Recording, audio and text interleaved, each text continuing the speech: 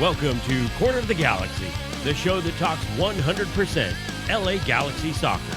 We're glad you could join us. Now it's time to sit back and relax as your hosts navigate through the twisting, turning, but never boring world of the five-time MLS Cup champion, LA Galaxy. And now, here are your hosts, Josh Guesman and Wendy Thomas. Hello, everybody. Welcome to Corner of the Galaxy on cornerofthegalaxy.com. I'm Josh Guesman along with Wendy Thomas. We've got a great show for you today. Coming up here very soon, obviously, lots of fun with music and everything else in between. But we have a great show for you coming up, and we're excited to be able to do this for you. Some mid-season awards. We'll call them awards in quotation marks as we look at that. And then, of course, we're going to talk about the LA Galaxy's loss to Real Salt Lake, looking a little bit ahead to San Jose, but mostly focusing on the current state of the team and where we see that sort of in the mid-season and everything else that's in between with that. So a lot of fun to sort of look forward to. But first, let's talk to Miss Wendy Thomas. Wendy, how are you doing today? I'm doing well, Josh. How are you? I'm doing well. I'm hanging in there. My son has been with me for almost 2.5 weeks now, so I think we're in a good groove here. But his birthday, a 6-year-old's birthday, is a little taxing sometimes, apparently. I saw the cake, though, that you turned out, and I was mightily impressed. The snake Lego cake, yes. Because 6-year-olds have some diverse interests, Legos and snakes probably being ones, but you managed to combine those into one cake. It truly amazing to the wonderful cake makers over at French's Bakery in Costa Mesa, because I'm not going to make that, that's for sure. So, they were able to pull that together. So all that was done, but we had a good 4th of July. I was not at the game, which I think everybody knows that I wasn't there. I did get to watch the first half, so I left, or at least my consciousness left, at 2-1, thinking the LA Galaxy were probably still in this game. Went to go see some fireworks, saw Bush catch on fire, and then came home and saw that the score was 6-2 in favor of Real Salt Lake. Somebody said that I saw the Bush catch on fire, that basically I saw the same thing as the LA Galaxy game. Well, I'd like to proffer another alternate theory, that you are the reason that the second half went so sour. Perhaps it is your absence from the StubHub Center that triggered this loss. Clearly. That's the only reasonable answer right now. So, other than that, I don't know what else we can take. But let's go ahead. We'll talk briefly about this 6-2 loss to Real Salt Lake. Real Salt Lake, one of at the time, the worst team in Major League Soccer, coming in with a 1-8-1 road record, only one win on the road, 8 losses to that, and only one other draw. Outside of that, they of course get the win with 4 second-half goals. Some poor goals in the first half, some really poor goals in the second half. 100% LA Galaxy soccer. We're glad you could join us. Now it's time to lots of interesting stuff going on here. Your hosts navigate through the twisting, turning, never boring world. Yeah, the board has decided that it doesn't want to do anything anymore, apparently. LA Galaxy. It's possessed. And now here it are your is. hosts, It's actually Josh Guesman and it's Wendy actually Thomas. completely disconnected right now, which is hello everybody. Which is Welcome really to interesting. Corner of the Galaxy on cornerofthegalaxy.com. I'm Josh Guesman along with Wendy Thomas. We've got a great show and it for just you today. and it just Coming seems up to here be very like soon, circling in a obviously, loop somehow with music and everything else in between. But we have a great show for you coming up. Let's see if I can finally figure it out. All right, there we go. You're going to have to edit this. Oh, it'll be all cut up into little tiny pieces. Don't worry about it. Okay. Yeah. So anyway, there. Okay, all fixed and ready to go. But yes, back to the 6-2 game. We'll reset this as if we're professionals and we know what we're doing. So the LA Galaxy lose 6-2. You look at this score again. Real Salt Lake is one of the worst teams in Major League Soccer coming into this. Everybody knew that. Now, granted, some of that was obviously because they've had lots of injuries. They went through a coaching change. They went through a whole bunch of things, and they're overall maybe not that good of a team. I don't think maybe is even a stretch of that right now. But I would also say that the LA Galaxy aren't that good of a team. So I expected this to be a close matchup, or at least a matchup that the LA Galaxy would have to fight through, Wendy. And it doesn't seem like that really happened there in the second half. So what are your thoughts on this game?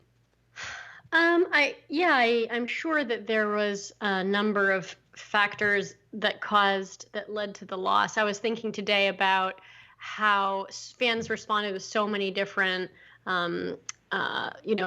ideas about what was the appropriate way to address when a game goes this far south. And there's some people saying, oh, well, they're going to protest the team, or they'll watch the games on TV but not come to the stadium, Right. or they'll become LAFC fans, or they'll continue to support the team regardless with the same level of support, whether the team is successful or not successful, or they will root for the ouster of Chris Klein and his cohorts. And until that happens, then they won't support the team, but they will once they're fired. And I was thinking about in my practice, because I'm a lawyer, something that when you're defending someone in litigation, something that you're always thinking about is joint and several liability in the context of when there's multiple defendants who are joint tortfeasors who are involved in something that goes horribly awry, a car accident or something like that is a simple example, where if you're driving along in your car and in the parallel lane someone bumps your bumper and that causes you to skid, but then you're also collided by another car that was running an illegal red light, well, then there's at least two different joint tortfeasors who contributed to your car's damages. And under joint and several liability, you are jointly liable for economic damages, even though that doesn't necessarily seem fair. And in this case, there's no doubt that MLS refereeing has an outcome on games. I mean, in terms of the San Jose game, it definitely has an impact. It dictates the outcome of games sometimes. It's definitely true that injuries have wreaked havoc on the team. And it's definitely true that MLS not abiding by FIFA's international window calendar contributes to the fact that we have so many absences in a period of time when we also have a flurry of games. The schedule congestion is not something that the LA Galaxy can control. And a lot of these things are totally beyond the LA Galaxy's control. But there is some things that are within the Galaxy's control. And so I guess the question is, to what extent do you levy criticism against the FO, given that there's multiple variables that play a role in that kind of a freak outcome, acknowledging the fact that they probably play the biggest role in terms of staffing such a thin roster at the beginning of the season and making the decisions that they've made in terms of people who they're bringing in and, people who they're sending out.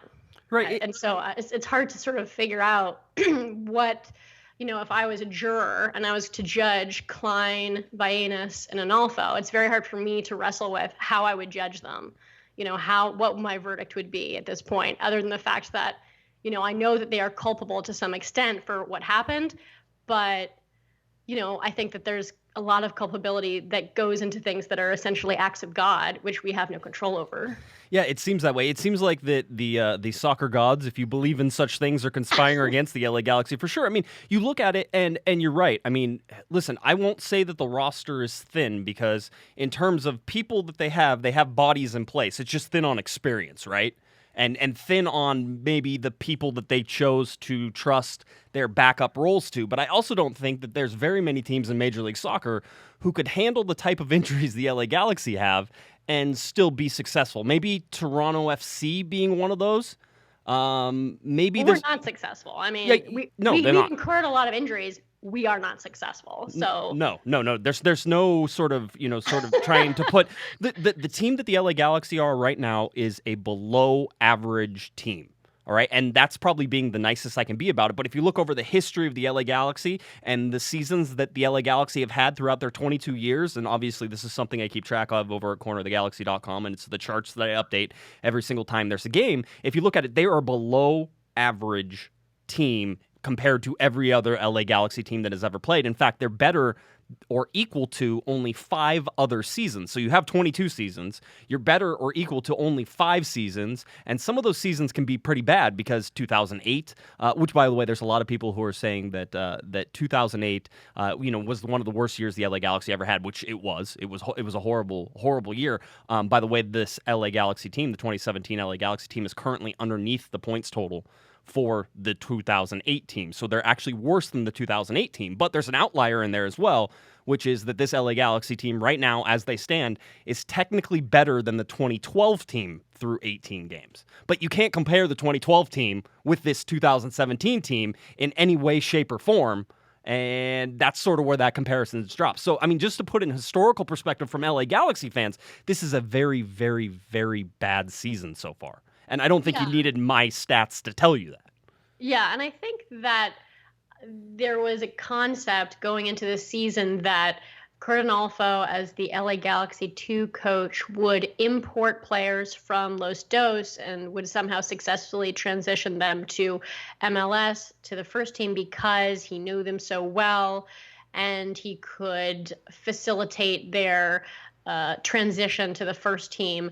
But I think the idea of transitioning players from a junior team to a senior team, that would really work best when those players, there's a few of them that you try to introduce, and they then get the benefit of being surrounded by players who are much more experienced than them, who have a lot to teach them, who can impart a lot of wisdom to them. And it feels like, I know it feels to many LA Galaxy fans, that the Galaxy is just playing essentially a USL team in MLS. And you're not going to gain any of the benefits of introducing your academy players into the first team if you're just introducing them among other USL players, because you're just then taking one team and moving it up to a different league, when you could gain a lot more if you just took a few of those players at a time and tried to incorporate them into the team. Do you think that the LA Galaxy, that was their plan, is to play all these players? I mean, I remember having conversations with you at the beginning of the season where we looked at the roster and said, this is a very young roster. Yep. And it seems understaffed because there's spots that haven't been filled. And I don't know. I mean, Robbie Rogers was placed on the, injury ending list a while ago. Mm-hmm. We don't have a new right back. Why don't we have a new right back? What are they waiting for? Are they waiting for the window to open? I don't understand why we have not staffed the team. Yeah, they do have to wait for the window to open. That is one. There's also a chance, and by the way, I have no confirmation of this, but I don't know how it works. I know that you're allowed to replace that player who's put on the season-ending injury list up to his total amount, basically. So up to his total salary amount. So that's $225,000, rough numbers, for Robbie Rogers. So you basically can replace them with a player who makes that or less at $225,000. So I don't know if that's simply a roster spot that you basically say, hey, by the way, this player is going to take his spot. And if that happened, did they use that on another spot, or did they use it somewhere else, or are they able to use that to pay down the salary cap? Basically it's like, oh, hey, we have $225,000. So I don't know, but I know that they do have to wait for the window to open. So the LA Galaxy have been rumored, or at least linked to some defensive right backs. I don't remember off the top of my head who they were, because these are minor rumors that are floating around, and it's more difficult. It's a lot easier, Wendy, whenever the names are real big, all right, because that means people can't shut up about it. All right, and so it's easier to track down things and figure out where they are and sort of where the negotiations are. But in terms of right back, I know that they're searching for somebody. So to answer your question, I don't think that Curt Onalfo foresaw that he would be playing essentially the entire Los Dos team for the first team this year. However, I do think that the team was staffed in such a way that it was extremely young, and that there was going to be a lot of opportunities given to younger players. But I was reading the comments that Ashley Cole had after the game, and I think that he was, in a subtextual way, if I was sort of screening his thoughts, that, you can bring in all these young players, but if you do so at the same time, their quality is not going to shine through. And what the team really needs is quality. I mean, I think that he was right when he said, we're a team that tries really hard. Maybe we deserved more in several games this year. True. But right now, what we really need is quality. Yeah, no, and I think he's right. And again, I don't think it was Curt Onalfo's idea. And plus, if again, we have to separate. It's not like Bruce years, where Bruce was in charge of everything, so you knew who to blame and stuff. The roster building is really the front office of Klein and Vagenas. And it is Vagenas more than anything as the general manager who has to take the heat for the roster being what it is at the start of the year. And then I also think that it's the front office's fault, that's Klein and Vagenas. I think it's their fault that they forced Onalfo to play certain players at the beginning of the year in terms of, hey, these people are making a lot of money, we spent a lot of money on them, you need to play them, cough, cough, Jermaine Jones. In order to make this happen. Or even, there again, I go back and I remind people, Joao Pedro was on the chopping block for most people. They were done. They were done with Joao Pedro. They didn't want to see him play anymore. Roman Alessandrini for the first 2 or 3 games was on the chopping block from a lot of people.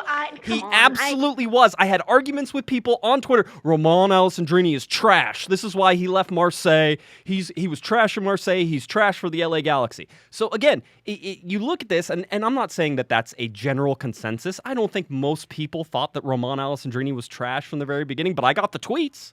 All right. Well, okay, yeah, but I get tweets from people who want to chop my head off. Okay, you can get tweets from people about anything. I mean, I think that having seen this team play over a dozen games, almost 20 games, that by now we can separate the proverbial wheat from the proverbial chaff. I think by now most fans would acknowledge that Alessandrini is our best player, that Pedro is a very good signing, and that there's been other signings that have been not successful. Exactly. Like Jermaine Jones. I think Jack McInerney is. I'm not quite. I really can't figure him out. That when I saw him play, I've seen him do things that I thought were good, but at the same time, he sort of looks not like an athlete to me, and he doesn't really.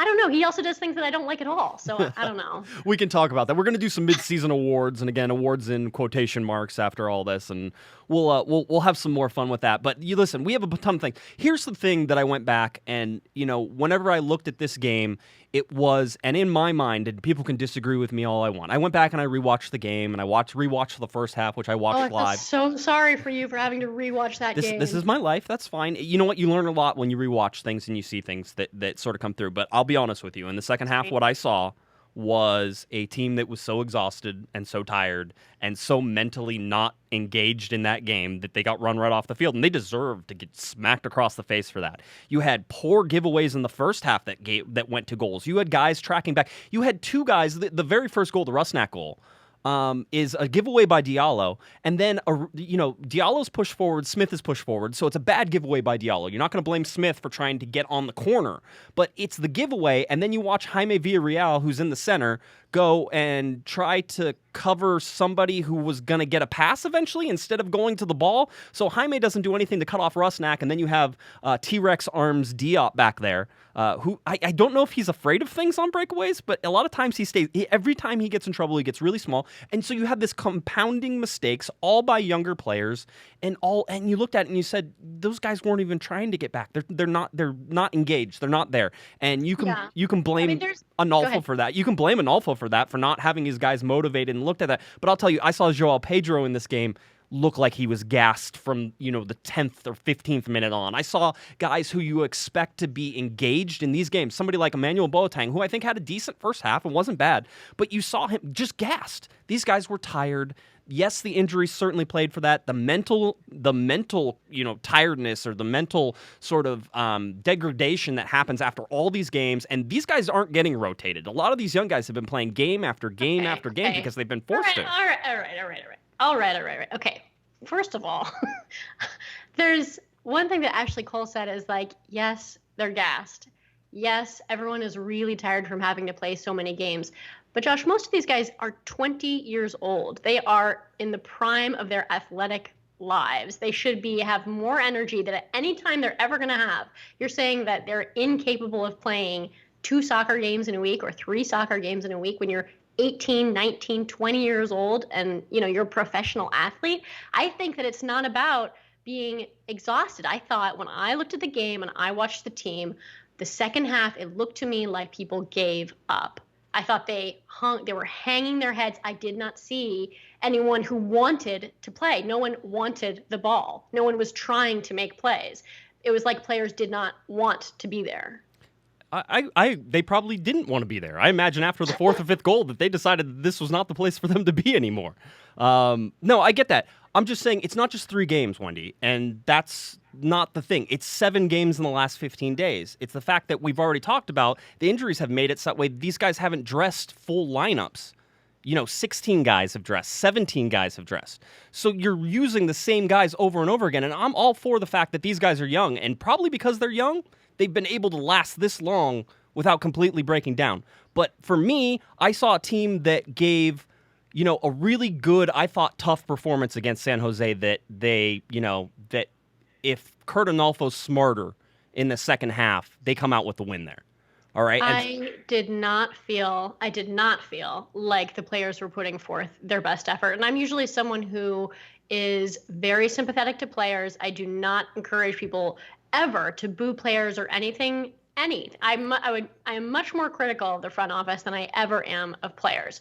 But just from my perspective, when I was watching the team, I did not have the sense that they were putting forth their best effort. I thought my sense was that they had given up. I don't think they put together their best effort in this Real Salt Lake game. That's not what I was saying. I was saying in the San Jose game, I saw a team that really tried, and I thought fight pretty hard. Even in the second half, they got dominated. I thought that was a fighting team. And I've seen this team fight on the road. And I see these guys, this young team, be very successful on the road. So in this game, what's the difference? Is it just because it's at home? It's not Real Salt Lake. Because granted, they were probably due for a win, but it shouldn't have been 6-2. 6-2 is similar to, and you were talking about fan reactions, and it's something that I thought back to because I remember a playoff game against FC Dallas where the LA Galaxy lost 6-3. All right, and I remember as a fan at that time and sitting in the stands, I remember getting up and walking out early. And it's probably the only soccer game that I ever walked out early on. And I know that a lot of people walked out early on this game. And I think that all of this stuff, in terms of how people choose to show their disgust with the product, all things are fair game as far as I'm concerned, as long as it's up to a certain class level. But what I'm really saying is if you decide that by not showing up, by not giving the LA Galaxy your money, or by not showing up in the stands to show that you're supporting the team, if you think that's the best way to get across to the front office that they're not doing their job correctly, then that's the correct thing to do. And if you think that by staying in the stands and cheering on the team, even when they're at their lowest lows, and that's what's important to the team and that's what the team needs, then that's the correct thing to do. There's no right or wrong in this sort of atmosphere of discontent with the fans. And I don't like the fact that I see people judging other people for how they choose to issue that disgust.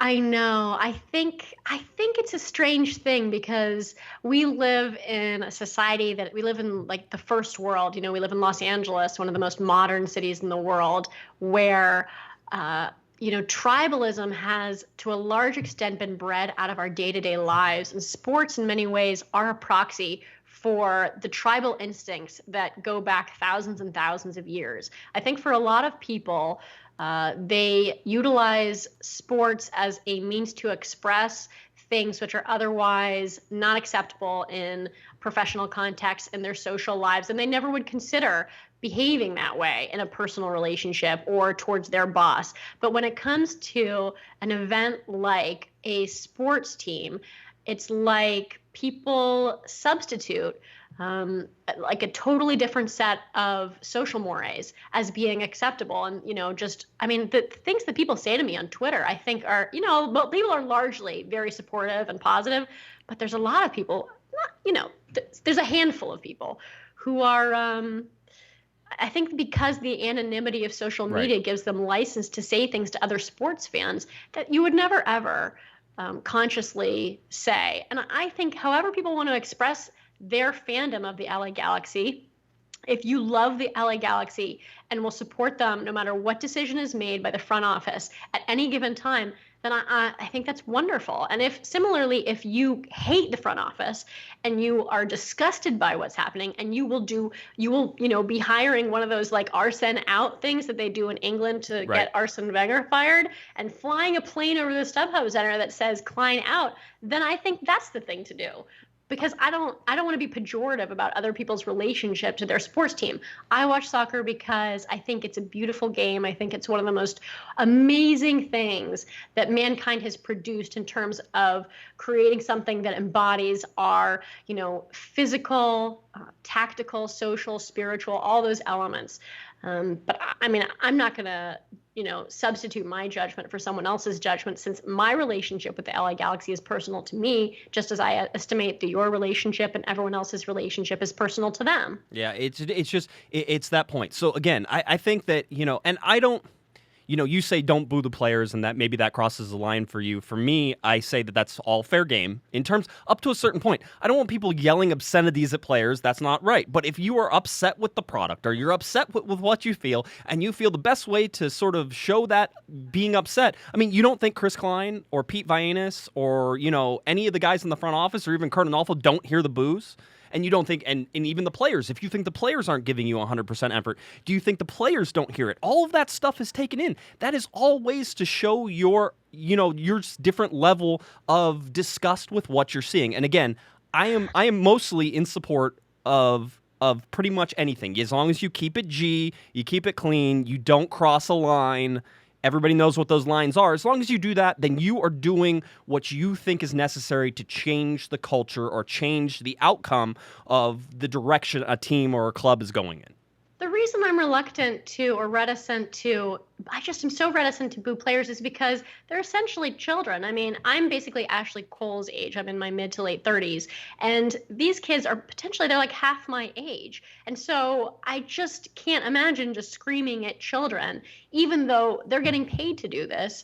And what I wish because I wish we had more of a veteran presence, some people who are older, that they could foster a sense of real professionalism in these players, because I sort of feel like we're just yelling at kids. Like, you're yelling at people who are sort of vulnerable. The human brain doesn't really fully develop until the age of 25. So there's a lot of emotional immaturity, especially in professional athletes. And when you scream at them, I just think that you're potentially sort of damaging them.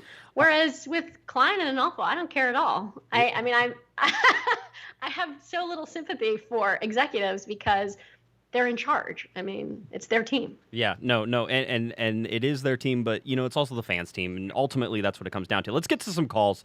Just sort of obviously we're still going to take a look at this first half of the LA Galaxy season, but I got a ton of calls, so I want to let other people talk instead of me. So let's go to our very first one. Here's Brian. Hey, Josh, this is Brian. I was calling to hopefully get your opinion on something I found just a little bit odd. LA Galaxy obviously have not been well at home recently, and they're going up against literally the bottom of the barrel Real Salt Lake at home. And I understand Alessandrini had a leg injury, and he's been sitting out. But if he's good enough to start at the beginning of the second half, why was he not good enough to start the game in the first place, knowing that they haven't been doing well at home, and knowing that if they lose to RSL, it's going to be a huge shark mark for the fans and not bode over very well? To me, it seems like a PR issue to not start Alessandrini. I'm not fully understanding why Analfo just decided to keep him on the bench until the start of the second half. Hopefully you can give some insight. Thank you. All right, lots of questions. I mean, that's one of the things. We know that Alessandrini and Ashley Cole were both out for that San Jose game. These two guys, I will tell you right now, both have not been 100% since the season started, Wendy. I think we've talked about that before. Alessandrini has been, and with the effort that he gives every single game, he was the one I was probably most worried about, and I think we both commented on that in games before that, or in shows before, that we're always like, is he just going to run himself into the ground and sort of die? This is also a guy who basically came in and didn't have a break, right? Because he was midseason, so now he's playing through his normal break that he came in on, and maybe he's a guy who didn't play a whole bunch in Marseille, so isn't used to getting this type of minutes as well. There's lots of things whenever you look at both of these guys in terms of managing their minutes, and I understand what Brian's saying in terms of, hey, if he's healthy enough to play in the second half, why not in the first? And I think really Kurt was hoping, and I think it was hopeful. And, with the way that the team played against Colorado, I could almost see that maybe that does work, because I think they did the same thing in Colorado, which was have Alessandrini come on in the second half, is to get through the first half and, have the game be close and then save him for 45 minutes, because I think they're worried that he's on borderline of getting hurt right now. And if they keep pressing him for 90 minutes and the effort that he gives, that he's eventually going to break down, and then he's not useful to anybody. That's what I think. Yes. I mean, I seem to have a lot more sympathy for these players' psychological well-being than I do for their physical well-being, I think, because, and I think this is Los Angeles, and maybe where we are plays into my psychology when it comes to viewing whether a player should be able to play 2 games in a week. But I'll tell you, I'm in a running group. I have a lot of friends who do ultra marathons. I have a friend who just finished the Western States 100, which is running 100 miles in a 24-hour period, and doing so in the mountains. So you're gaining thousands of feet of elevation and losing it. And when I talked to my brother, who's an ultra marathoner, about the game, and I remember he read an article where I don't know, it was Adam Serrano or someone like that published an article saying like these guys could run as much as 5 miles in a game or like 8 miles in a game. And my brother just said like, what? Like, is that an excuse to them? Because from his perspective and from people who are, who work out a lot, I mean, it's not like that crazy that you should be able to play multiple games in a week. Yeah, but it's different, though. Those are different comparisons. I can go run 10 miles right now, Wendy. I won't do it very fast. It might take me a while, right? And I can do 10 miles. But whenever you're running 5 or 8 miles in a game, it's a sprint forward. It's a sprint back. It's a sprint forward. It's a sprint back. There's little jogs in between. It's a lot more tiring than, let's say, professional athletes who are marathoners who can run a marathon in 4 hours. They're different physiques and different training and different effects on the body. And whenever you're running a marathon, nobody's trying to kick you or beat you up while you do it, and you're not getting hit while you do it. And so there's the physical component of just playing this many games as well, especially if you're Allison Drini, who tends to take a lot of knocks. So, I mean, there's more to it than just, hey, these guys, because most of these guys I'm sure could run, 10, 15 miles if you just said, hey, go run. And they just go run. And they probably do fine.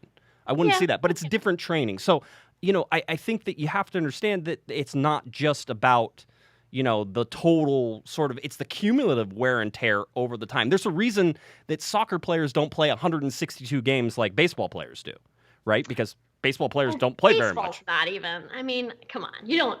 I see baseball games. Those guys aren't really doing much. I mean, I see your point. I guess that's true. I think maybe I just have the expectation that as a professional athlete, you wouldn't enter the field of professional athletics and you wouldn't be paid professionally to do this for a living unless you could sustain a certain level of, physical exertion over and over again, because otherwise your career is going to be so short. Well, I think the other thing is that in most cases, you're not playing. I mean, the Galaxy had 7 games in 16, in 15, and what was it, 21 days? It was at one game every 3.8 days at one point, right? That is a lot even for soccer, and if you're not rotating a squad, then you can get tired. For Allison Drini and Cole, it's especially pertinent. For the younger players, not as much, and I don't want to focus on them. But for Cole, with the miles that he's put on his legs throughout his career, and with Allison Drini, with the effort that he's giving every single game, and with him not being 100%, you worry that you're going to injure him even more, and then he's going to be out for 3 to 4 weeks. Yeah, I am worried about the older guys because the more miles you put, especially Cole, my gosh, he's 36, 37. Yeah. I can't believe, because he still moves around a lot during games. It's not like he is an immobile left back. He moves a lot. He does. And Allison Drini, at the end of every game, he's just red. He just looks red in the face. He does. And I worry about them getting injured. I hope the young kids they should be able to bounce back pretty well. I mean, they're like 20. I think they can recover fast, but they also need some recovery time. I mean, it's not like these guys are training in between these games right now. They haven't been for a while because mostly it's just recovery and then next game and recovery and next game. So it's been pretty fast and furious for them. All right, let's see. Let's go to, I think, Bristol in Texas. Hey guys, this is Bristol. I'm from Texas. I've been a fan of the LA Galaxy for about a year now after being introduced to the MLS from a friend. So I missed all the MLS Cups. I missed all the winning.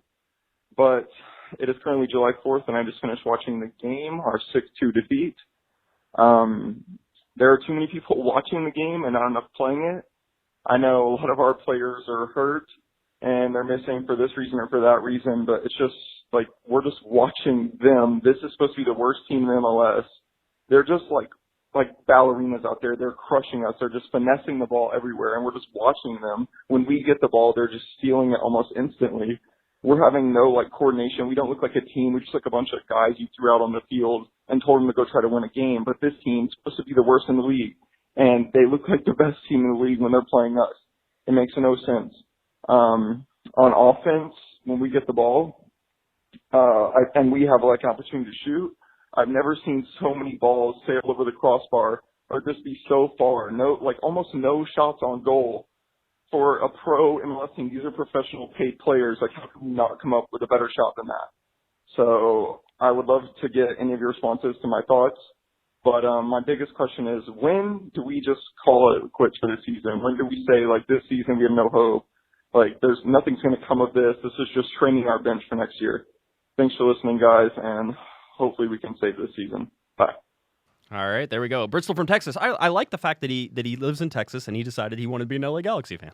First of all. Yeah, I know. I always think it's interesting when we get fans from out of the country or, like in Alaska or Tennessee, because I'm always like, how did you decide to be an LA Galaxy fan? I mean, you live in Orange County. I live in Marina Del Rey. So we're each about, less than an hour from the stadium. But you have to really be committed to the team to wake up and watch it in Texas. Yeah, no, it certainly is. So I first of all, Bristol, thank you for calling in. We appreciate that. One of the things that he said was, this is supposed to be the worst team in Major League Soccer, and I certainly don't disagree that Real Salt Lake is probably one of the bottom teams in Major League Soccer, and I think the LA Galaxy, right now, the way that they've been playing, especially at home, are one of the bottom teams in Major League Soccer, and I think that DC United are one of the bottom teams, but it's still MLS, and, to a certain point, Wendy, any team can beat any team on any given day. That's sort of how Major League Soccer goes. Now, that being said, it shouldn't have been 6-2. It should have been a competitive game. So he's asking, should we call it quits already on this season?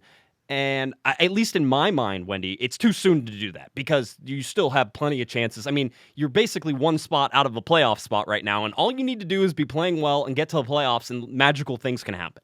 I'm not saying that that's what this team looks like it's going to do, all right?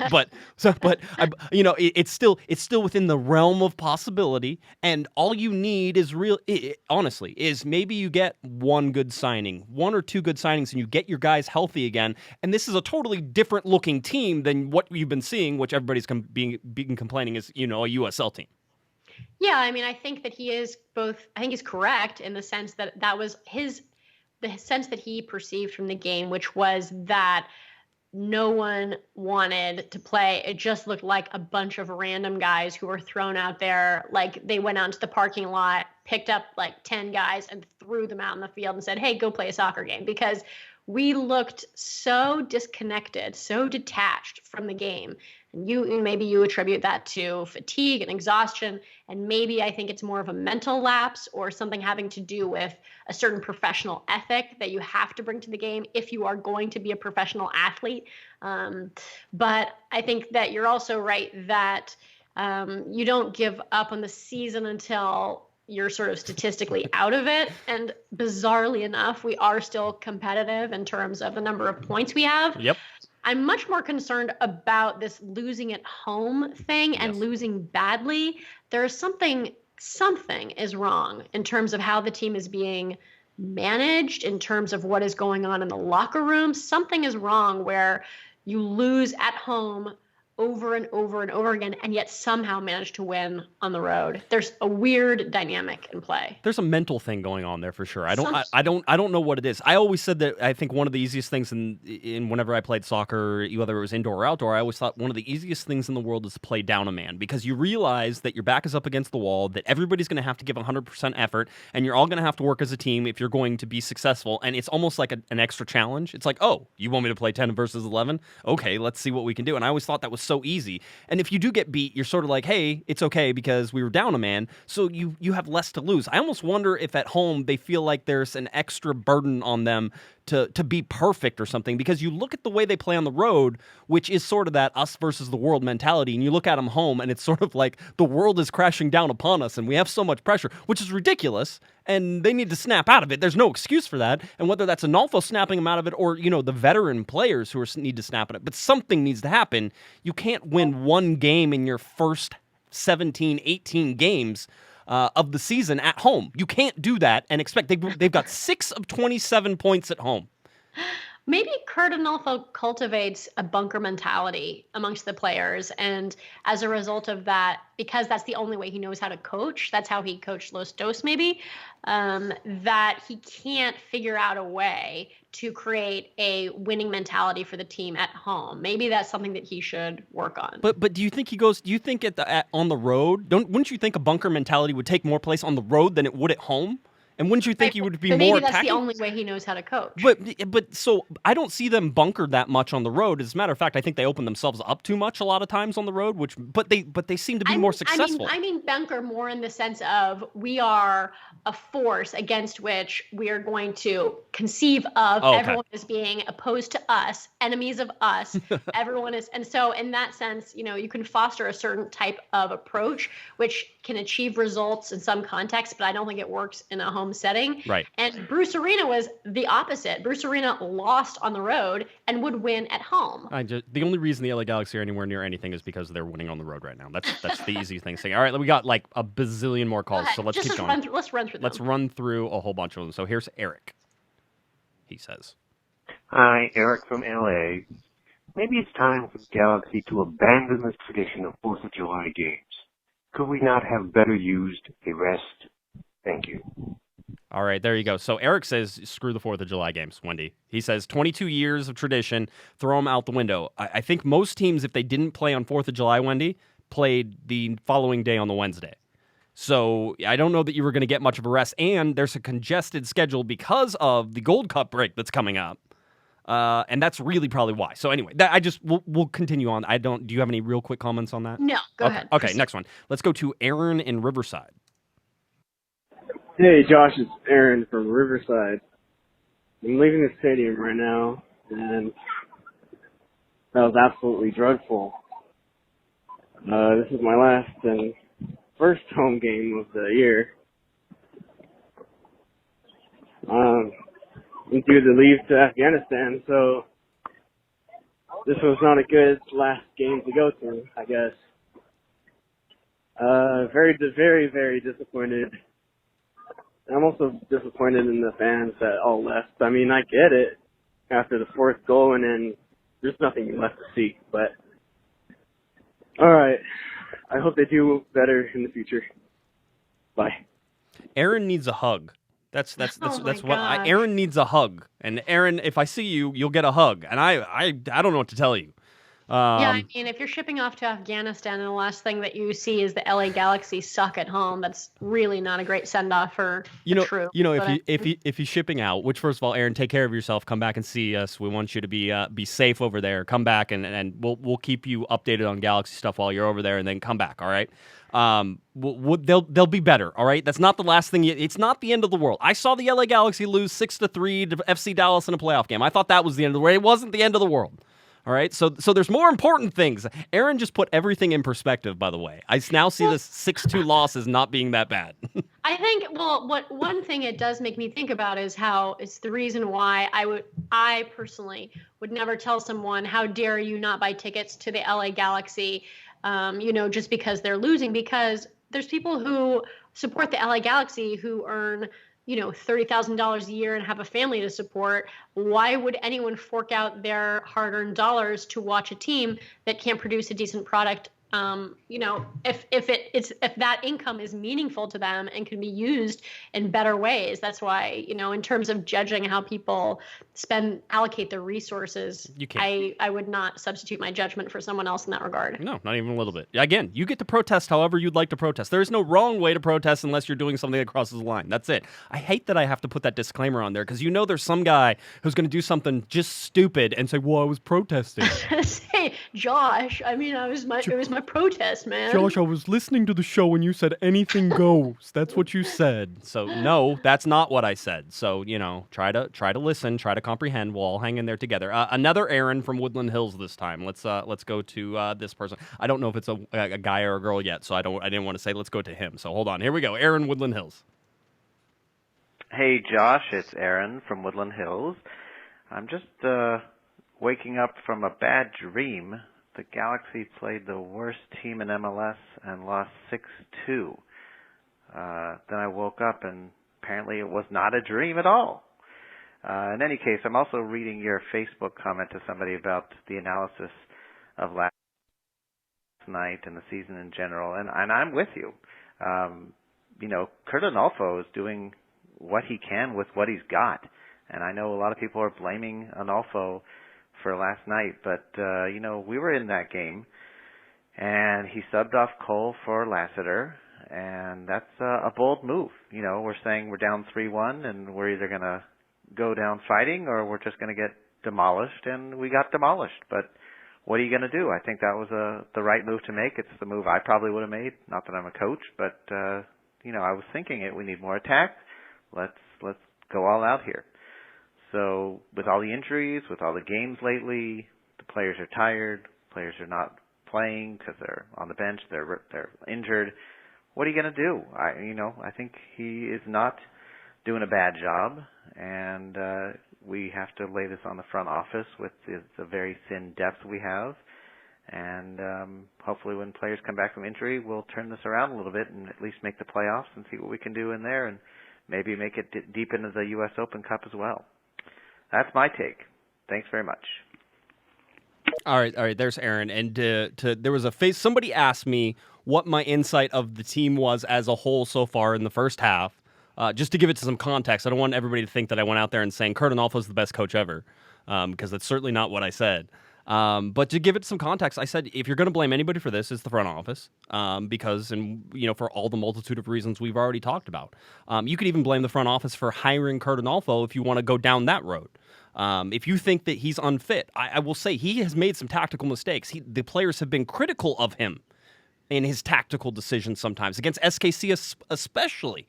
So, I mean, these are things that you can look at. I don't think Kurt is the best guy ever for this job. But I will say right now, if I'm going to blame anybody, or if I'm going to take my ire out on anybody, if I'm going to look at how this roster was constructed, that's the problem that I see, is that when the roster was constructed, it was constructed without an idea of what would happen if our first team, those first 11, actually almost the first 14 guys, what happens if the first 14, 15 guys go down injured? And that's what you're seeing right now is that result. So I don't know. That's sort of it. Do you want to comment, or should we move on? You can move on. All right. Here we go. Jeffrey in Atlanta now. We're getting them from all over. This is good. Hey, Josh. This is Jeffrey calling in from Atlanta, Georgia. A longtime listener, first-time caller. Finally felt the need to call. Good God. 6-2 at home. This is ridiculous, Josh. I don't even know, what we need to do. Diop is terrible. That's done. Diop's got to go. The coach, there's nothing there. That guy, Arnolfo or whatever it is, he's just sitting there. He's not doing anything. His substitutions are awful. We don't have a forward. And this team's falling apart. It's getting ridiculous. I was listening to the game when I was driving, and my God, it's 6-2 at home. I don't know, Josh. What changes do you think need to be made? Thanks, man. Keep up the good work. All right, Jeffrey from Atlanta. Again, so we got a guy from Texas who isn't a supporter of a Texas team. And we got a guy in Atlanta who's a fan of the Galaxy. And he definitely sounds like he's from Atlanta, Wendy. There's a little bit of a southern drawl in there that I definitely noticed as Atlanta. It's a global sport. Hey, I'm a Borussia Dortmund fan, and they're in Germany. I mean, there's fans of all teams all over the world. But I do think I love hearing people call in from all over the United States. I think it's so cool. It is pretty cool. But anyway, Jeffrey, listen, I mean, what needs to be done? First of all, I think people get healthy. Second of all, I think that the LA Galaxy need to sign a designated player as a striker. I think that striker is probably there. I think they need the second signing I would make would be as a defender in some role that gives them some depth at defense. Somewhat experienced defender who isn't a million years old. There's a lot of things on my wish list whenever you start going to defender. I could also do with shedding the litany of strikers we have who can't score goals. That's fine. I also think that whenever Giovanni Dos Santos gets back, I would hope that the strikers get more involved, because I certainly think that part of this is the fact that the midfield, whoever that is at whatever time, is not providing the best service to those guys. Now, we can talk about Jack McInerney, a little bit, but all that stuff. I'm trying to think. Listen, there's a ton more calls here. We could go through them all.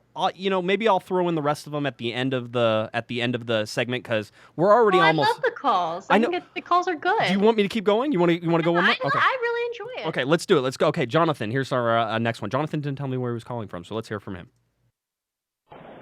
Hey, Josh. It's Jonathan.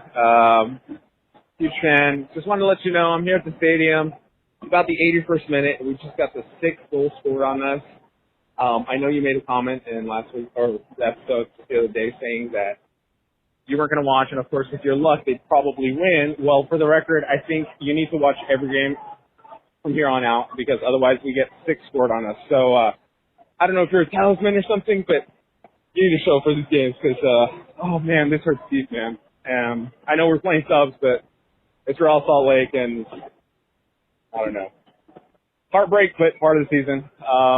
Hopefully, this gets righted. Anywho, thanks again. Bye. All right, I like that. Call in from as it's happening from the stadium. So again, more stuff. Here's one that I don't know if this is real. All right, and so you can tell me if you think this is real, and I apologize if this isn't real, and this is just, it's very short. But I kept sitting there going, do I play this one or do I not, Wendy? So you get to decide whether or not this one is a real call. So here's Julio, all right?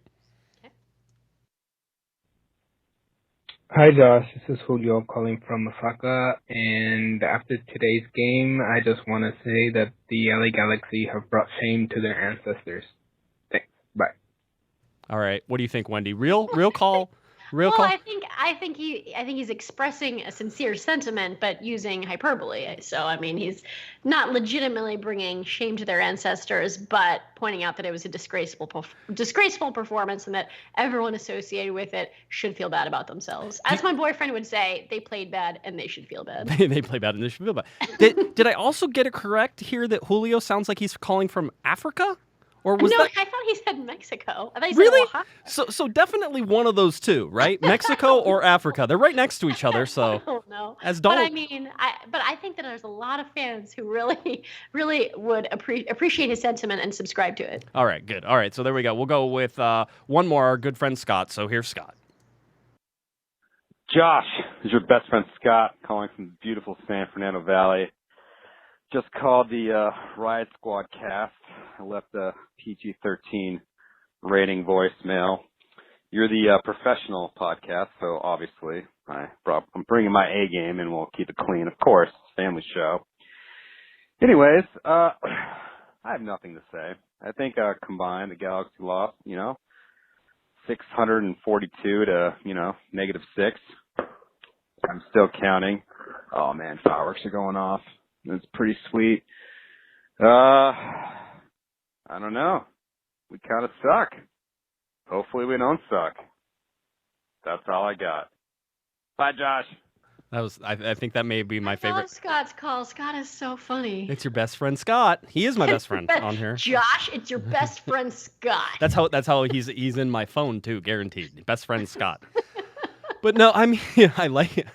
Scott is also, I think he reminds me most of me sometimes, just because it's like the ADD in him is like, oh, fireworks. Oh, wow, this is beautiful. This is great. Sometimes I wonder if I can actually do this show with the window open, because cars and like fire trucks drive by and I just sort of glance off into the distance. All right, so there we go. We got through all the calls. So there it is. I'm glad. Hey, listen, you guys are all right. There's no wrong here. I know you're looking for some great insight. I'll say what I said on Facebook. I think that this team is different when they're healthy. Do I think that they're an MLS Cup contender when they're healthy? No. Do I think that could change with one or two signings? Probably not. But I also saw that Seattle last year, which again, I don't like to compare. Seattle was such an outlier last year, it's difficult to do it. But they had 20 points through 20 games. All right, the LA Galaxy already have 22 points through 18 games. Now, they could lose the next two games and have 22 points through 20 games. That would make some sense. But you could look at all that. But you look at what one player really sort of changed things. And, Nicholas Ladero came in and was the fire for the Seattle Sounders. So I think that if you get a player, a certain signing, a certain way of how it goes, Wendy, I think you could possibly see that the LA Galaxy could vastly improve. It's Major League Soccer. The difference between these teams isn't that great, even from the top and the bottom. But I'll tell you right now, the LA Galaxy, for me, Wendy, are way closer to the bottom than they ever are in even... They don't deserve to look at the number one place in the Supporters Shield standing right now. We're cellar dwellers. We play bad and we should feel bad. They absolutely are. But when you say one or two signings, should we talk about signings? Some signing rumors, maybe? Let's do it. First of all, there was a rumor today about Yura Movsisyan to the LA Galaxy. This was a trade rumor that came from Paul Tenorio over at 442. Paul is a great reporter, so anything he says you can basically take as gospel. Okay, so Paul reports that Yura Movsisyan and Real Salt Lake basically is trying to trade Yura Movsisyan, or is at least shopping him, and that the likely destination would be to the LA Galaxy. All right. So here's the deal. And everybody freaked out about it immediately. And it didn't make any sense to me, because if you know anything about Yura Movsisyan, the first thing you know is that he makes almost $2 million and he's a designated player for Real Salt Lake. So would this be the LA Galaxy's third designated player signing? That didn't make a whole bunch of sense to me, because you're talking about a guy who's more towards the end of his career, and the Galaxy have been trying to shade a lot younger. So it didn't quite fit there. All right. Now, I think what the Galaxy tried to do, and I do think that there were talks about this. Kevin Baxter had a tweet out there that said basically that the Galaxy don't comment on rumors. It's their standard thing. I get it a lot too. But they don't comment on rumors or other people's players. But at the same time that they're not interested in Midseason. Okay. So that's, you can take that. They're not interested in Midseason. Here's probably why they weren't interested. The Galaxy said, or what we believe the Galaxy said was, if you're going to come to the LA Galaxy, you're going to need to take a pay cut. And Paul Tenorio basically said that this is what happened. You're going to need to take a pay cut. We don't know what that pay cut was, Wendy, but I would imagine it was a pay cut enough to where it didn't affect their eligibility to go after a DP signing. And it could possibly shift where they were sort of looking in terms of designated player signing, whether they would go from striker to midfield then if they could land somebody like Midseason underneath the cap. Doesn't affect the fact that they would go for a designated player. It was never going to happen. It's dead. It's dead from the start if basically Midseason wasn't going to be like, yeah, I'll take $800,000. You know, I mean, that's $2 million. Wendy, I'm going to pay you $2 million. Or how about you just take a pay cut and come over here and I'll give you $800,000. What are you going to do? Yeah, I mean, I think a lot of times these rumors get started because the agent who represents a player, the player maybe wants to play in Los Angeles, and his agent says, well, he's gonna, I mean, there's a lot of ways that snowballs happen where a rumor snowballs into something based not so much on what the front offices are doing, but also maybe, what the player thinks, what his agent thinks, what, they're trying to get something going with another team. They want to leverage offers. There's a lot of reasons. Well, I think in this particular case, there was real interest from Real Salt Lake to move him. And I think the LA Galaxy would have been interested had he come in at a number that they could basically slip him in under the salary cap. That I think is what tried to happen, and it didn't happen. Dead in the water, don't worry about it anymore, okay? Unless Euro decides that he wants to come play for $350,000. See, I just dropped it again. He's going to be a steal. They tried to steal him. They couldn't steal him. I actually like the play. If you can steal him, steal him. Make RSL pay most of his salary, and then you will have this cap hit of nothing. Okay, so that could make a lot of sense. All right, let's go to real rumors that might actually happen right now. Somebody in the chat room asked me about Zlatan Ibrahimovic. We've said before the LA Galaxy have basically said that they don't comment on rumors or other people's players. Blah blah blah blah blah blah. I was told by a source that basically they said the LA Galaxy are not currently interested in Zlatan Ibrahimovic. You can take that as gospel as far as I'm concerned. They are not interested in Zlatan. The currently thing always goes in there because of course things could change. But right now, they're not interested in Zlatan Ibrahimovic, all right? We've talked about Dario Benedetto before, who plays down at Boca Juniors. I would say that things have gotten off quiet on that. Yeah, let's not put a whole bunch of faith in the fact that the Galaxy are going to land 27-year-old striker Dario Benedetto, although I think he's near the top of their list in terms of options, all right? The other one that came up was Chicharito Hernandez, okay? Javier Hernandez. Whether or not he would want to come to MLS, I just think that if he wants to come to MLS, then it'll be up to LAFC and the LA Galaxy on who wants to pay him more money. And if he doesn't want to come to MLS, then his number is going to be so high he's never going to come. So don't be optimistic about that. If you're a big, Chicharito fan, don't go out and buy the jersey just yet, all right? Simmer, chill, relax on that. I think that he would be great if they thought he was realistic, Wendy, but I don't think that the Galaxy think that he's a realistic option right now, okay? I think he wants to stay in Europe. So yeah, and it makes sense, and I can understand why and the whole thing. Otherwise, I think you're looking at paying him like 14 or 15 or 16 or 17 million. The numbers get ridiculously high. Let LAFC do that. I think that might be a good idea. All right, here is the rumor that is hot and heavy again. There were rumors that Gignac was interested in the LA Galaxy. I have confirmed that the LA Galaxy are interested in Gignac. All right, basically, I have a source who says that they're interested in him. He's one of a couple different players that the Galaxy are interested in. I named Chicharito Hernandez is also on that list. I would probably throw Dario Benedetto on that list as well. So real interest, those are the guys who they have real interest. Gignac was interested in coming to the LA Galaxy. He likes the idea of coming to the LA Galaxy, or so I've heard. All right, so he likes the idea of joining up with Ramon Alessandrini. All right, so that's a cool thing. He likes the idea that there's other French speakers on the. Actually, I'm throwing that in, but I would imagine that he gets to talk to Bradley Diallo, who's French, and he can talk to Clement Diop, who's French, and I think Yella speaks French as well. Actually, I know he does because I actually asked. So Yella speaks French as well. So there's a bunch of French speakers. He also speaks Spanish, so you can see him fitting in well in Los Angeles. All right, all of these things have moved towards the LA Galaxy having real interest in him. Originally, Tigres said that they wanted anywhere, and this was the first number that I actually heard, they wanted $23 million. Yeah, it's so cute whenever they get all crazy like that, right? I'm like, okay. So what else do you want? Go to China. Yeah, can we bring back woolly mammoths while we're at it? What do you want? So actually, they're trying to do that. So maybe it would probably cost more than $23 million. So $23 million, that was never going to happen. The next number that sort of got thrown out there was about $15 million. Again, you're on the never going to happen range. Here is the real range, and here is the range that everybody I've talked to thinks is a good range for Gignac. It's something that Tigres would take. And the reason that Tigres are motivated to take is that Gignac has 1 year left on his contract, and then he's a free agent. So next year, next June, he's done. You can get the most money for him right now in this transfer window. So how much money is he really worth? And overall, the number that people keep landing on is anywhere between $7 and $10 million on a transfer fee, which is a huge number, by the way. I'm not going to pretend it's not, but I think this deal gets done at anywhere between $7 and $8.5 million. And I think if the Galaxy would lay $8.5 million on the table right now, that Gignac will be coming to the LA Galaxy. I think this is probably a 60 to 65% chance of this happening. All right, that's a good valuation. If they wait, Wendy, let's say that Tigres is like, nah, we're not going to sell him. First of all, they brought in a whole bunch of strikers. They got, I think, 2 or 3 guys that they brought in to sort of back up that role, and these aren't guys who are going to sit on the bench for the most part, or at least they shouldn't sit on the bench. Gignac's 31. They kind of want to move on from him, too. I mean, he's been one of the best players in Liga MX, but right now is a good time to sell him. If they don't sell him now for $8 million, or right around $8 million, they go to the winter transfer window, he's probably only worth $4 million now, because everybody knows it's just 6 months away from him being a free agent. And right now, it doesn't look like he wants to re-sign with Tigres, because I think that they've had that option. So the realistic option, and I think the primary target for the LA Galaxy right now, is Gignac. He's a striker, 31 years old, one of the best players in Mexico. Mexico has basically adopted him.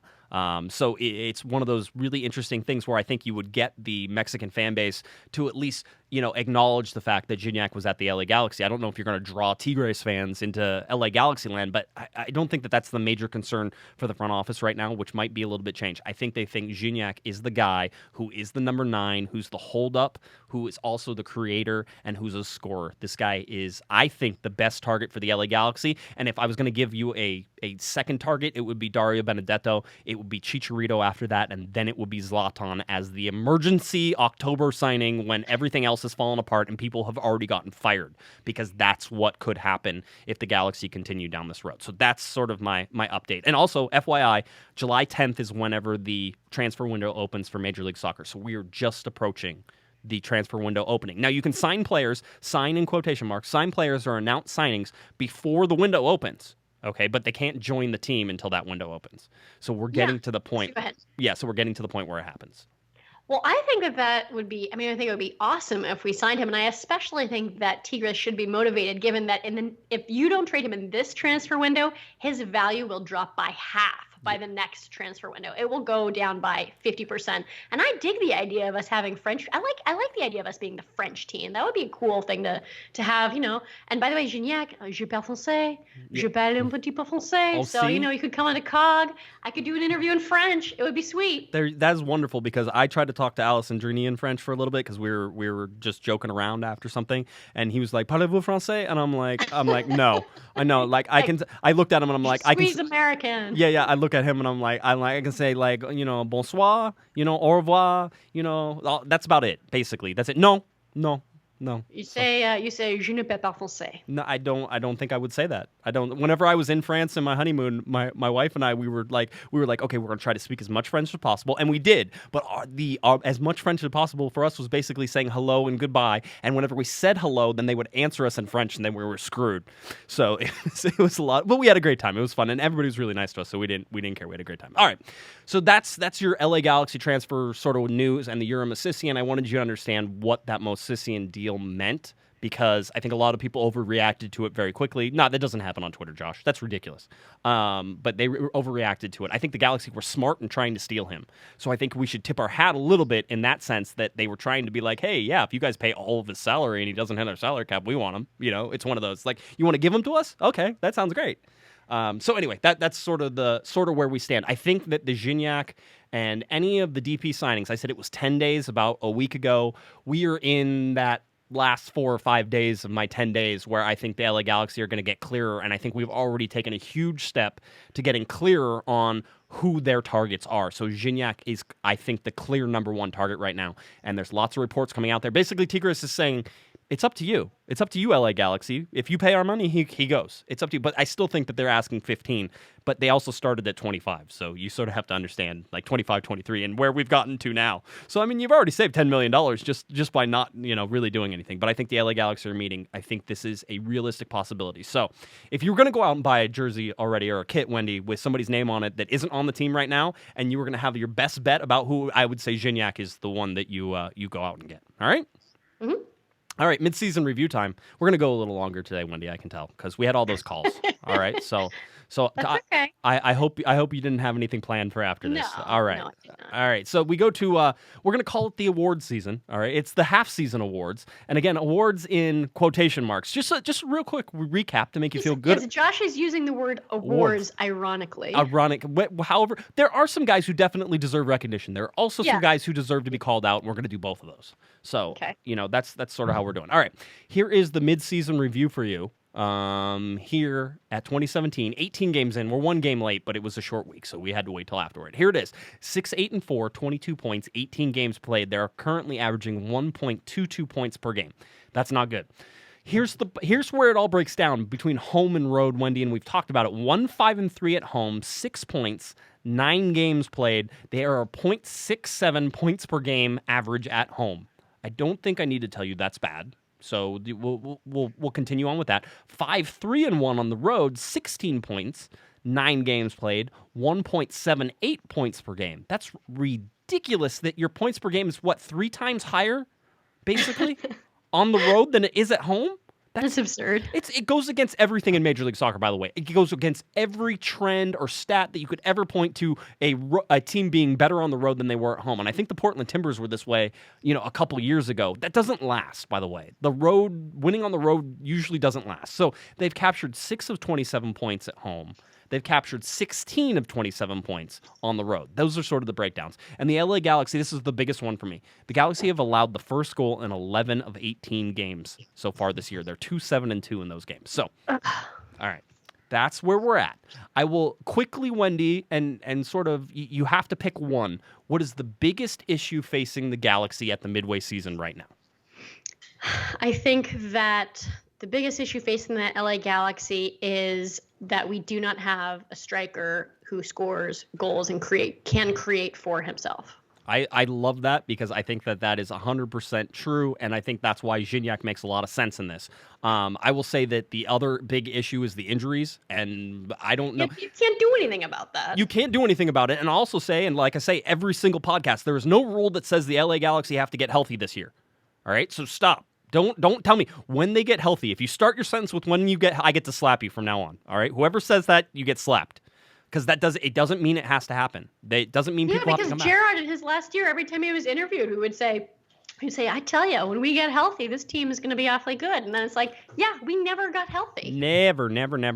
All right, so we talked about that, sort of the biggest issue. Let's go to the MVP, or at least the awards. We can save the MVP and the anti-MVP for last. Let's do that, okay?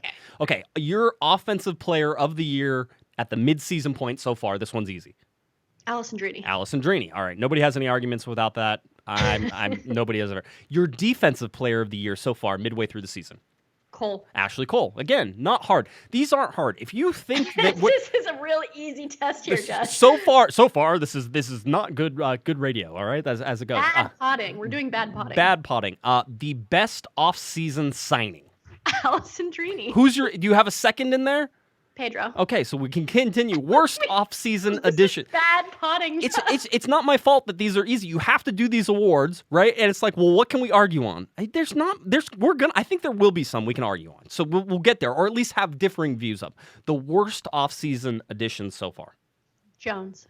I'd say that McInerney is the close second to that. I think Jones might have been way more productive already than McInerney ever was. Just Jones is productive in a negative way. So I'm not sure how I offset those. Financially, though, yes. When you compare that we're paying Jones $773,000 a year versus paying McInerney 60 or whatever. They offloaded him. They're paying him 300, right? His previous team, whereas we're paying him, I don't know, 60, 70, 80. Very big discrepancy there in terms of payment. Yeah, it is, and I think the league might be paying him. I don't remember. It's guaranteed. Don't ask me. It's MLS rules. All right, your biggest surprise so far this year? Well, after the first 6 or 7 games, I would say the turnaround from Pedro. How there was this groundswell of people who were ferociously critical of him, and then all of a sudden, I don't know. It's like you take Jermaine Jones off the field and he's this extremely talented, competent. I mean, he's just like a different player. That's what I think was the thing that has been most surprising is the turnaround between the Pedro of the first 6 games versus Pedro of the past 7 or 8 games. I think that's great. I think that's a great call. No problems with that. My biggest surprise so far has been Jose Villarreal because I wrote him off for being dead a long time ago. In fact, I was questioning why he was even, still with the LA Galaxy after the seasons that he had at LA Galaxy 2 in the past years. And everybody knows that, I personally hate Jose Villarreal. I've been told that many times, which I don't, by the way. I would love to see him succeed. I think he has done a very good job in a lot of games, a lot better than maybe it's my own sort of view of him and sort of the arc that his career has taken. But so far for me, he has, revived his career. I would say that he deserves to be on the bench of the senior team right now, and he deserves to get some playing minutes because he has done very well in a lot of these games. Not perfect. I would like to point out that I think that he's gained a little bit of weight. I remember I was watching in the game. I'm like, has he gained like 10 pounds or something like that? And then I was talking to Christian about it, and I said, maybe he did it. And someone tweeted me this too. They said, he's so injury prone. He's picked up so many injuries. A lot of times when you are in athletics, they tell you to add just a little bit of bulk, a little bit of muscle in order to postpone or avoid injuries. Yeah, I would say that maybe that's true. Maybe that's the thing. Or he could have he loves ice cream. Maybe he really loves the Kit Kat bars. I mean, there's things that you can't put. I love French fries, Jose. We all have our thing, all right? And apparently French fries are bad for you. So that's not a good look for me. I should be commenting on nobody's weight as I look at myself on the video recap. You're all beautiful. You guys are all beautiful. You're perfect, wonderful bodies. You're wonderful people. One person, you only get one person you'd like to fire or release from this team. I would fire Chris Klein. Ooh, I like it. Okay, that's good. For me, I would fire Pete Vagenas. All right. Why Vagenas versus Klein? Yeah, I understand why you would go Klein. He is quote unquote the architect of hiring both Vagenas and then Analfo. So I get that, but I would think that in terms of general manager and what the GM has done so far is I blame Vagenas almost explicitly for the fact that he put a team together that was thin roster-wise at the beginning of this year, and that has led to what the LA Galaxy are currently playing. So I put that on him, and I get why you would do Chris Klein. Well, there's a few reasons why I would do Chris Klein. There's the obvious reasons, obviously. I mean, the thin roster, decisions in the offseason, et cetera, But also, in terms of judging someone like Kurt Analfo, there is a part of me which feels like a bit of an imposter because I'm a fan. I'm just like a fan. I'm not someone who is a tactician or who has spent years getting coaching licenses. And you don't have to be a genius to notice certain things that happen. When I see Giovanni Dos Santos dropping back to play a center midfielder or a defensive midfielder and Jermaine Jones headed out in the wing and Van Dam going up to play striker, I know there's something wrong with what's going on in the field in terms of tactical decisions and how players feel that they have license to roam the field. But on the other hand, I really can't substitute my judgment in terms of what a coach would do because I've never really been a coach. I don't really, and similarly with being a professional athlete, I can sort of speculate as to what I think it's like and what it feels like to be in that position. But Chris Klein is an executive, okay? He is someone who worked as a professional athlete from the time that he was a teenager to his late 30s, then retired and assumed the role of managing a multi-million-dollar organization. Okay, I have worked in business, management, law, public policy. I've worked at the White House, Wall Street, Department of Justice. I work in a field where I'm paid to tell businesses what to do with their money and how to manage them. I can judge Chris Klein. Mm-hmm. I'm much less well situated to judge people who are doing things I've never done. I don't really know what it's like to coach a soccer team. I've never been a soccer coach. but I know what it's like to manage things. And so I know it's easier for me to look at what Chris Klein does and isolate the things that he's doing well and not well. I just feel like I have much better critical capacity in order to exercise that type of judgment. All right. So like I said, I think you're good. Okay. So now we go to the flip side of that. So you get to fire one person. All right. You don't have to bring in somebody for the person that you fired. So that's not a rule here. You get to hire or sign one person. One person to change everything. Who do you hire or sign? You could say that you're going to bring in Gignac, which I think is a cop-out in this particular case. I want something. Give me your one hire. Is Bruce Arena available? No, he's not. So he has to be available. So Bruce is done with the Galaxy. He moved on. That ship has sailed. You didn't mention that. He has to be alive. Do I have to mention that too? Because I think that George Washington would have made a great soccer coach. No, obviously. Yeah, I think any coach with a reasonable winning record in MLS, someone who has a history of success in a team. I mean, it could be within MLS, Oscar Pereira, Peter Vermees, someone like that, or it could be outside.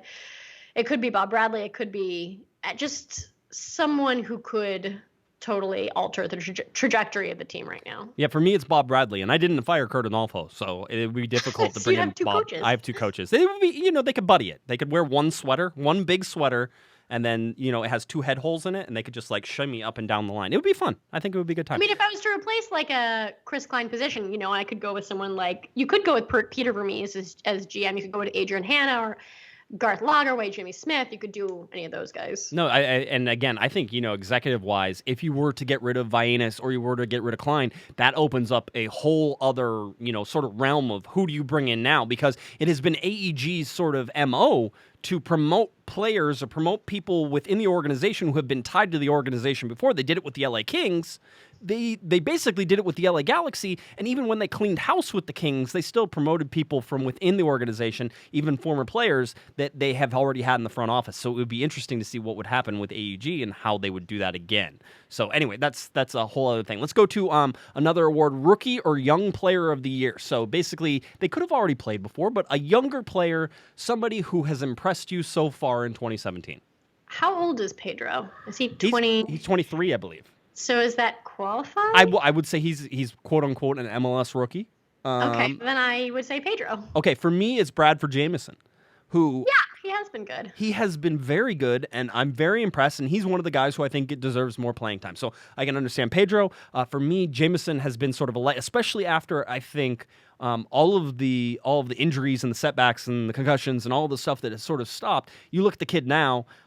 He has put on some bulk. He looks like I always say this because I remember talking to these kids at LA Galaxy 2, and you look at them and they're kids, right? And then you talk to them after, a US Open Cup and all this other stuff. And you sort of look at what they are now, and they're men. You can see a difference in some of these guys, right? He's still quite slender. He is, but you should see he's got bulk on his arms. The kid's got some guns, so he's looking good. I'm really impressed with him so far. All right, best win so far for the LA Galaxy in the first 18 games. San Jose. San Jose 4-2 win. Everybody knows that. That's the easy answer, all right? And that is the correct answer, by the way. There is anybody else who says anything else, you're a bunch of liars. And you lose. And you lose. All right. Worst loss so far for the LA Galaxy. Oh, it was this past weekend. That was agonizing. 6-2. Absolutely was. And I can see that. That is not my pick, however. What? My worst loss for me was that loss to San Jose. You're winning. I liked that game. I thought that was actually a good game. It was just the refs. They screwed up. No, they didn't. I mean, you can say the refs screwed up, but if you're winning with 15 minutes left or right around that time and you lose that game, all you really needed to do was be a little smarter at the end of the game there and you at least get a point out of it. But instead, you lose the game and you lose to your rivals and you lose in front of 50,000 people. You can't do that. We played so much better. This past weekend, Josh, there was people howling, crying. There was people screaming. It was like mayhem and mania. I've never experienced that in an LA Galaxy game before, where the guy in front of me started just catcalling Kurt Adolfo. He was just cracking wise ones, one after the other, because it was so baffling and appalling that he had no recourse. He just started. I mean, the behavior from the fans was out of this world relative to what you normally see at an LA Galaxy game. It was agonizing. All right, so I disagree. I'm still going to say it's San Jose. You can't change my mind. Crazy. If you think I'm wrong, listeners, not Wendy. If you think I'm wrong, listeners, at cornerofthegalaxy@gmail.com, you know where to find me on Twitter. You can tell me why I'm wrong. The 2-1, it hurts when you're winning. All right, the Galaxy were competitive in the first. When you swallow 6 goals from the worst team in MLS. It stopped hurting. Let's be honest. It stopped hurting after the fourth goal. It stopped hurting after the fourth goal. I was shattered. After the fourth goal, you were like, I can't feel anymore. I have no capacity. We just started laughing. At one point, everyone in my row, we all just started like laughing hysterically. It was so awful that it's sort of like when you're in that situation, you have no control over it, that the only response you can have is really just like absurdity. By the way, somebody figured out where Julio was, and they're right, by the way. And as soon as I heard it, I said, "Oh, okay, that makes sense." It's our favorite person from Japan, Julio from Osaka, which sounds a lot like Africa. And somebody said that Julio may have been drinking the sake whenever he called, and I could understand that after that win. So anyway, thank you, everybody. That's how it works.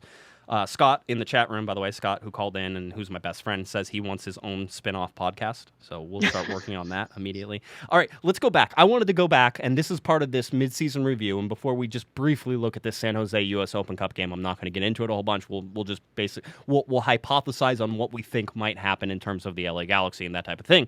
But what I wanted to talk about is I went back and I dug up some notes on what we thought about at the very beginning of the year in terms of what the Galaxy were expecting from players, all right? And so I wanted to read this a little bit and just sort of go over these bullet points of what we thought might happen, or in terms of what we thought the Galaxy thought might happen, all right? Because some of these I never thought. Here we go. Sebastian Lletget was poised to have his breakout year. I don't think everybody who talked about it, we all saw it in preseason. You saw him with the U.S. men's national team. Sebastian Lletget was ready to have a breakout year, and instead he breaks his foot. He's still out for a while, by the way, so don't ask. I think at the very earliest, you're looking at possibly the end of July to be back in training. That's 4 months, but really it's a 4 to 6 month injury, so it could be another 2 months after July. All right, so don't just pump the brakes. Everybody's good. Everybody knew that this team, Wendy, was built around Giassi Zardes being a big contributor with Giovanni Dos Santos, who are also going to be big contributors. All right? I know. So that's where Giassi Zardes, by the way, has been the bigger disappointment between Zardes and Dos Santos. By far. Okay. They went out and got Jermaine Jones, who they thought was going to have a big impact on the midfield. And he did have a big impact, and you cannot deny the fact that he's had a huge impact on the midfield. He made it a lot worse whenever he was there.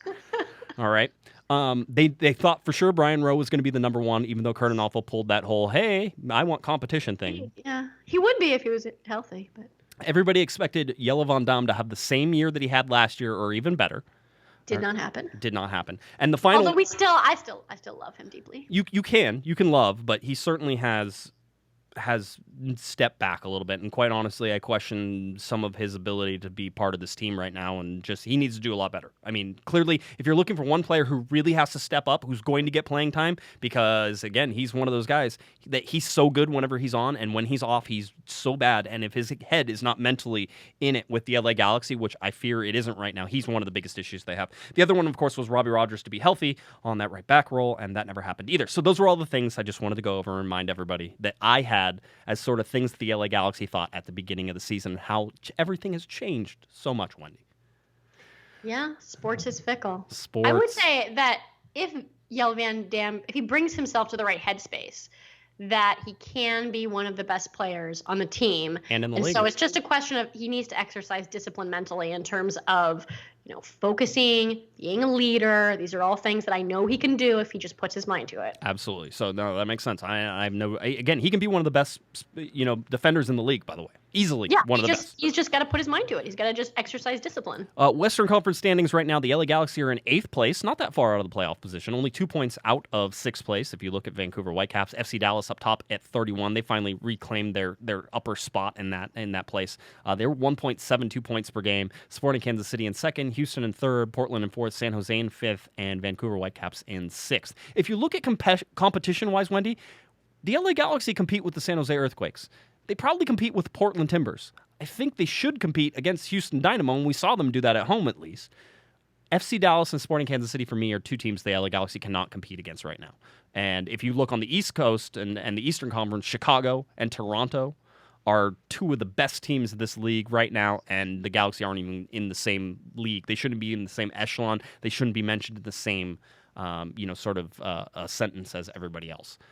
The one good news that we have right now, Wendy, is that the LA Galaxy do get almost a little break here. They don't play again until Monday, which is weird. Monday, July 10th, that is the U.S. Open Cup at Avaya Stadium. Right now, I have seen no television info published for it, so I imagine it's probably going to be on the U.S. Soccer stream. So look for that because all the games have been able to be streamed on U.S. Soccer. So that's Monday, July 10th. That game is coming up. I believe it's a 7:30 kickoff time at Avaya Stadium there. And this is a chance for the LA Galaxy to go into the semifinals, all right? So you're 2 wins away from a final. This is something that I think that they should focus on. But then you have the scrimmage that doesn't matter, despite the people who argue with me constantly on Twitter that this game matters. It does not matter. Your arguments are false. The game against Manchester United does not matter. I don't care if the LA Galaxy get beat 7-0 again. It will not matter to anybody. It won't matter to Gignac. People are saying, well, he might not come if they get beat by Manchester. He doesn't care. It's a friendly. Nobody cares about friendlies. All right, this is a money grab. It always has been. They have been since the beginning of things. The Saturday game against Manchester United matters in only one possible way, Wendy, and that's to escape it without injury. Yeah, I know. I really could care less. I have no interest whatsoever. I wish we had nothing to do with these stupid friendlies that come every year. And they weren't last year, right? They didn't do a friendly last year, from what I can remember. All right, so it was. We have the Chargers money. Yeah. We ripped up the berm. Come on, we ripped up the grass berm to put in the stupid seats for the Chargers. Isn't that enough money? The grass couldn't we forego this ritual with playing Manchester United or Real Madrid or Barcelona or something like that, just to have them like trot out some of our players and trot out some of their players, and no one's actually trying to play, and I'm just praying the whole time that we don't get injured. Absolutely, and that's all that you. And by the way, the grass is still there underneath those seats, so like they didn't get totally torn up. They can just replace it after those seats are gone. You'll be fine. I miss the grass berm. It's so pretty over there. All right, let's see. Then it is a home game against Vancouver Whitecaps on July 19th, an away game on July 22nd, the day before my birthday. I'll continue to remind you so that way everybody can get me gifts. And then Saturday. July 23rd, that's when I was born. It was a monumentous day. Congratulations to me on that. Saturday, July 29th is home to the Seattle Sounders. That'll be an interesting game. Away to Portland on August 6th. Home versus New York City, a very good team in the Eastern Conference, on August 12th. Let's see what this team looks like in August 12th. Hopefully they have treaded water again until this new DP signing lands and everything is happy and wonderful. All right, Wendy, that's it. I got nothing else. We have gone on for almost an hour and a half. I think that's sort of where we stand. And we did our midseason review. If you could give the LA Galaxy, let's close on this. If you could give the LA Galaxy a letter grade right now for their performance in the first 18 games, what would that letter grade be? D plus. Oh, you gave them a D plus. I was going to say C minus. I feel like I'm giving them more leeway than they deserve. But the road winning really throws me for a loop. And the fact that I haven't watched them win at home it was 88 days 88 days playing. They haven't won at home in 88 days whenever they played Real Salt Lake. I'd have to do the calculation again before they play at home, and then we could figure out what that can. But it's going to be close to 100 days now since the last time the LA Galaxy have actually won a game at StubHub Center. So that's it. I think that's it. Do you have anything else that you want to get to, or are we done? No, thank you very much. All right. Wendy, tell people where they can find you.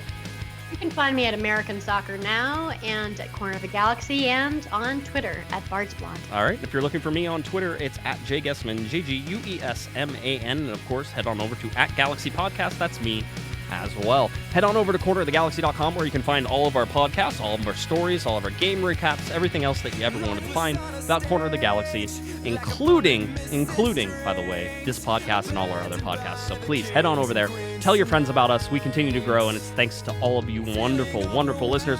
By the way, the 500th LA Galaxy, or 500th Corner of the Galaxy show is getting ready to go up here. We're going to try to do something. We don't know what it is yet, but we're planning and things. So if you guys have some ideas, let's see if we can do something, all right?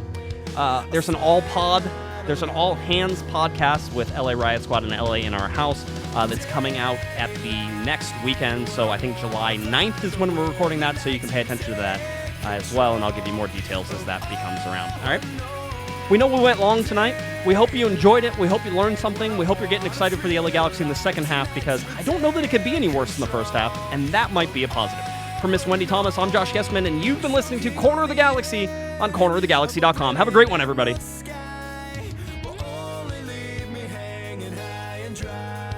You've been listening to the Corner of the Galaxy podcast on cornerofthegalaxy.com. You can follow the show on Twitter and Instagram at Galaxy Podcast, and be sure to check out and subscribe to iTunes, Stitcher, and Facebook by searching for Corner of the Galaxy. And for all of your independent LA Galaxy news, discussion, and entertainment, including this podcast, head on over to cornerofthegalaxy.com. Fans, thanks for listening. We ask that you be kind and courteous to your neighbors as you leave the podcast. We thank you for joining us and look forward to seeing you again.